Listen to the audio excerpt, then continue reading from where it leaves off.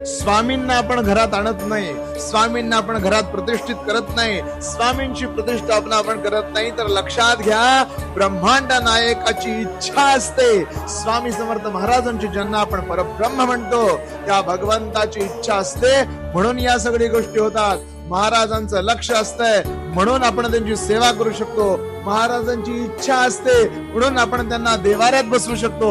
महाराजांची इच्छा असते म्हणून आपण नित्य सेवा करू शकतो. लक्षात घ्या ब्रह्मांड नायकाने ठरवलंय की कोण माझा भक्त होणार. ब्रह्मांड नायकाने ठरवलंय की कुणाचा उद्धार होणार, म्हणून आणि म्हणूनच आपल्याकडून या सेवा घडतात. लक्षात घ्या करता करविता देता न्याय करता सगळं स्वामी स्वामी स्वामी आहे. महाराजांनी ठरवलंय म्हणून सेवा करतोय. हे वाक्य आयुष्यभर डोक्यात ठेवा.